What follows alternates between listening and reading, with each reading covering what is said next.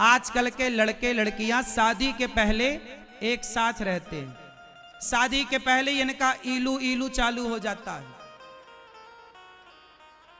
और ये शादी के पहले ही संबंध बना लेते हैं और शादी के बाद, शादी के पहले ही संबंध बनाते हैं।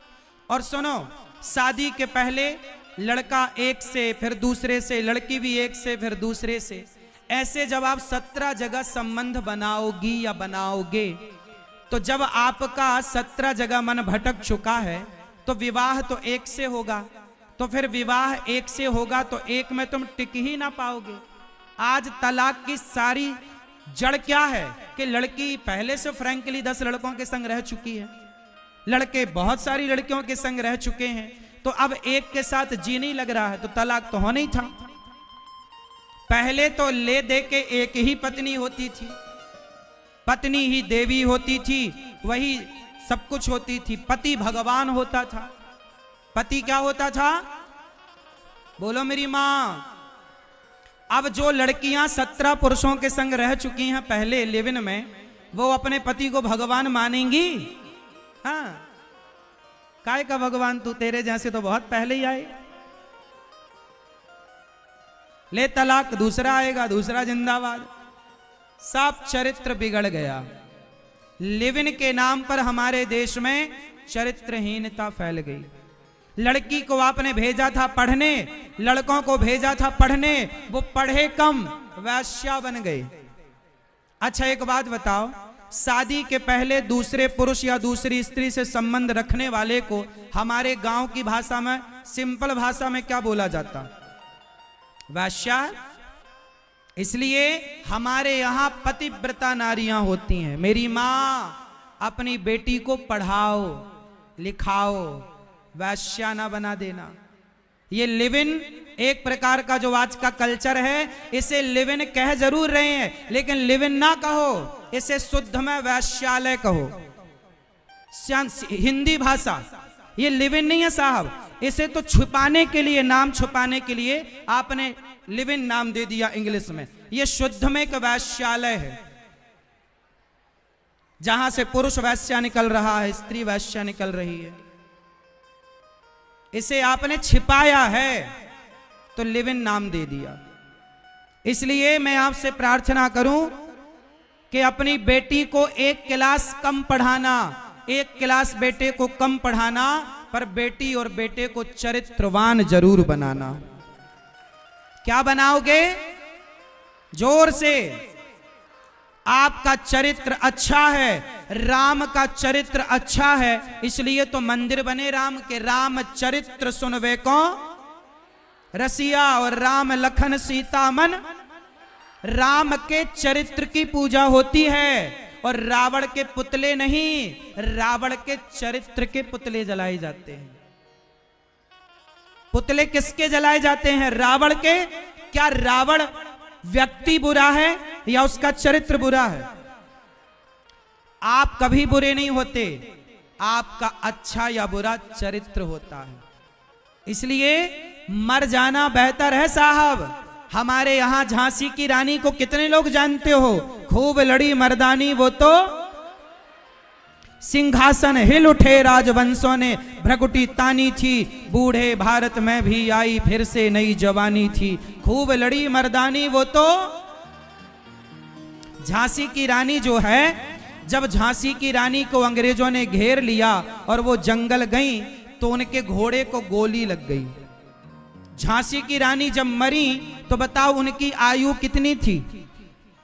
आप बताओ बहन, झांसी की रानी की उम्र क्या थी? ये बहन बताएंगे। ये बहन, झांसी की रानी जब मरी क्या आयु थी? 23 ईयर, 23 साल। घोड़े को गोली लग गई, बच्चा छोटा पीठ में बांध रखा था, विवाह हो चुका था, एक बच्चा था। जंगल में एक साधु मिले, बच्चा संत को दिया और साधु के कुटिया को, घास को ऊपर डाला, आग लगा दी, जिंदा जलने लगी झांसी की रानी। साधु ने कहा, बेटी क्या किया तूने, जिंदा क्यों जल गई? ये पाप है बेटी।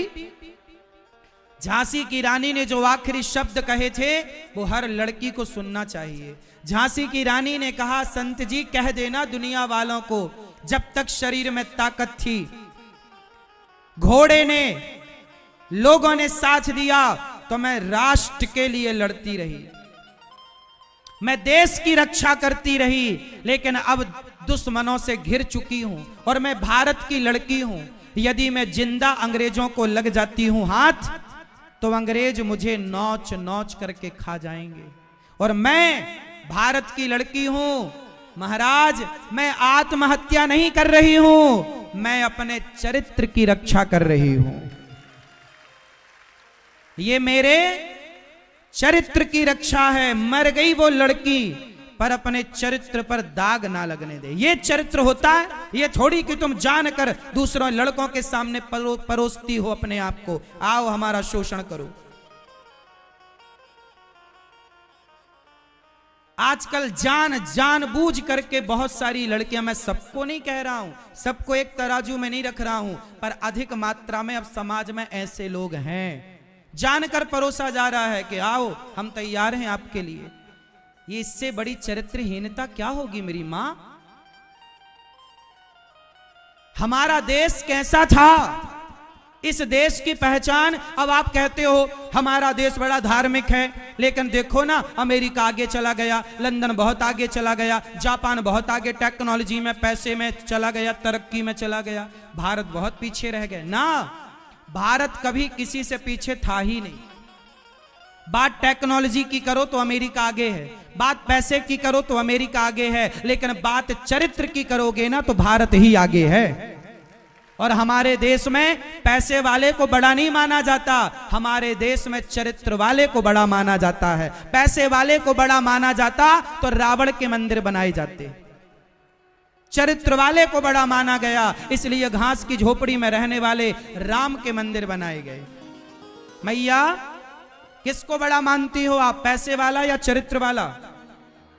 जोर से हां। इसलिए मेरी मां, हमारा देश सबसे बड़ा है, सबसे विकसित है। वो विकास कैसा? अपने चरित्र को गवा के विकास किया तो क्या किया? अमेरिका में विधवा स्त्रियां नहीं होती, भारत में विधवा स्त्रियां होती हैं। क्यों? हमारे यहां पति मर जाए तो उसकी विधवा रहकर जिंदगी गुजार देती हैं, पर पराये मर्द की तरफ आंख उठाकर नहीं देखती। ऐसी स्त्रियां सिकंदराबाद में हजारों मिल जाएंगी और पूरे भारत में लाखों की संख्या में मिल जाएंगी ऐसी स्त्रियां। आपकी मौसी, आपकी बुआ, आपकी दादी, आपकी नानी, जवानी में बहुत सारी स्त्रियां विधवा हो जाती हैं, सारी जिंदगी उसकी विधवा रहकर गुजारती हैं और उसके चरित्र पर एक दाग नहीं लगता। ऐसी स्त्रियां इस देश में हैं या नहीं? हाँ या ना? जोर से। लेकिन अमेरिका में एक भी विधवा स्त्रियां नहीं मिलेंगी। क्यों? क्योंकि वहां पति मर जाए तो दूसरा जिंदाबाद, दूसरा मर जाए तीसरा जिंदाबाद, तीसरा मर जाए चौथा जिंदाबाद। वहां तो गर्लफ्रेंड बॉयफ्रेंड का सिस्टम है ना। 80 साल में पति मर जाए तो 80 साल का बुढ़ा बॉयफ्रेंड ढूंढ के ले आती है। ये वहां का कल्चर है। आप हंस रहे हैं इन बातों पर, वहां है। बोलो हां कि ना? अब बताओ, उनका चरित्र और हमारा चरित्र में जमीन आसमान का अंतर है? जोर से तो बताओ, चरित्र से कौन बड़ा है? भारत माता की। हमारी चरित्र की बराबरी, हमारे चरित्र की बराबरी, हमारे देश के चरित्र की बराबरी, हमारे देश की बहन बेटी माता पिता के चरित्र की बराबरी दुनिया में कोई कभी कर ही नहीं सकता। टेक्नोलॉजी अलग विषय है, पैसा अलग। पैसा तो वैश्या के पास भी खूब होता है, तो क्या वैश्या को बड़ा मान लेंगे? हमारे यहां तो कथा किसकी है? सती सावित्री की। सती सावित्री अपने पति को यमराज के मुंह से वापस ले आई ना। फिर हमारे यहां सतियों की कथा है। पतिव्रता अनुसुईया मां के द्वार पर ब्रह्मा विष्णु आए, बोले माता हम तुम्हारी भिक्षा लेना चाहते हैं, दे दो। माता ले आई, फल फूल ले लो बाबा। बोले नहीं, ऐसे नहीं लूंगी, पहले अपने सारे कपड़े उतारो।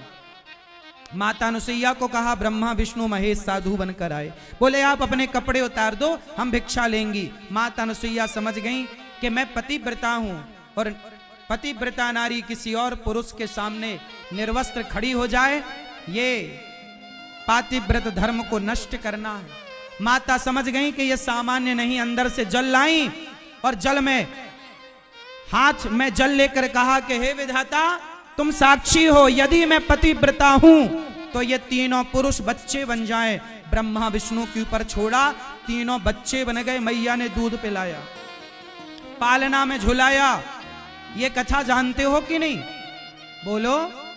ये ऐसा देश है जहां पति की सेवा के बल पर नारी इतनी बड़ी बन जाती है कि ब्रह्मा विष्णु महेश भी उस मां का दूध पीने के लिए आ जाते हैं। ये पातिव्रत धर्म है, ये चरित्र है इस देश का। इसलिए मेरी मां, बेटी को एक कक्षा कम पढ़ाओ भले, पर चरित्रवान बनाना। मेरी बहनों, कोई लड़का तुम्हें देखे और तुम्हें आई लव यू कहे तो उसका आई लव यू तुरंत वापस करना। बोले अपनी मां को आई लव यू कहे, मुझे कहने की जरूरत नहीं। तेरी मां से प्यार कर, तेरी मां को तेरे प्यार की बहुत जरूरत है। मुझे प्यार करने वाली मेरी मां है और मेरा बाप है। अच्छा बताओ, आपके माता पिता आपको प्यार करते हैं कि नहीं? किस किस के माँ बाप प्यार करते हैं? तो क्या आपको और किसी के प्यार की जरूरत है? अपनी मां से कहो कि मां हमें आपके सिवा किसी और के प्यार की जरूरत नहीं। आपके पिता चप्पल घिस गई तुम्हारे बाप की तुम्हारे लिए कमाते कमाते। सुनो, तुम अच्छा स्कूल में पढ़ती हो ना, अच्छे कॉलेज में पढ़ती हो ना, हाँ या ना? तुम्हारे पिताजी मेहनत करते हैं कि नहीं? पैसा लाते हैं ना? तुम्हारे लिए ज्यादा काम करते हैं, ज्यादा मेहनत करते हैं, 2 पैसा ज्यादा कमाते हैं बेटा, इसलिए कि तुम पढ़ जाओ, तुम अच्छा योग्य बन जाओ। लेकिन जब तुम किसी और लड़के के प्यार में पड़कर अपने बाप को धोखा देती हो ना, तो बाप खून के आंसू रोता है कि मेरी बेटी ने मुझे धोखा दिया। सबको धोखा देना मेरी माँ, मेरी बहनों, अपने जन्म देने वाले माता पिता को धोखा कभी मत देना। जो माँ बाप को धोखा देता है ना, फिर भगवान उसे कभी क्षमा नहीं करते। एक लड़की की मां मेरे पास रोती रोती आई, महाराज मेरी बेटी ने धोखा दे दिया। क्या किया? मैं गांव की रहने वाली थी, मैंने एक बेटी थी मेरी, कोई बेटा नहीं, एक लौती बेटी। मुझे लगा बेटी को पढ़ाकर कलेक्टर बनाऊंगी। शहर आई, शहर में माता बर्तन धुलने जाती और बाप रिक्शा चलाता। दोनों माँ बाप पैसा कमाते, इसलिए कि बेटी को कलेक्टर बनाना था, ऊंचा सपना था। बेटी पढ़ने गई कॉलेज में, एक लड़के से मोहब्बत हो गई। माँ को कुछ शक तो हुआ कि गड़बड़ है। पूछा, बेटी तुझे कोई लड़का मैसेज करता है क्या? ना माँ, मैं तुम्हारी बेटी हूं, तुम विश्वास रखो, मैं तुम्हें धोखा नहीं दूंगी। हाँ बेटी, मैं यही चाहती हूँ। माँ बेचारी बर्तन धुलती, बाप बेचारा रिक्शा चलाता। कलेक्टर बनाऊंगा बेटी को सपना था, लेकिन हुआ वही जो नहीं होना चाहिए।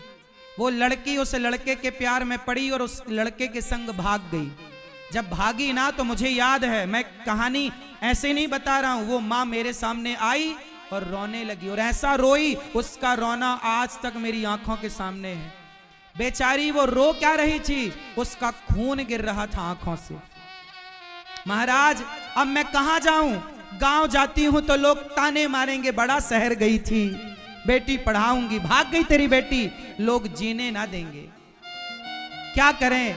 बोले अब हम दोनों ने मन बनाया है कि हम दोनों आत्महत्या कर लेंगे। सोचिए, वो माँ बाप आत्महत्या करने के लिए मजबूर हो गए। फिर मैंने उनको समझाया कि मरने से क्या पाओगे।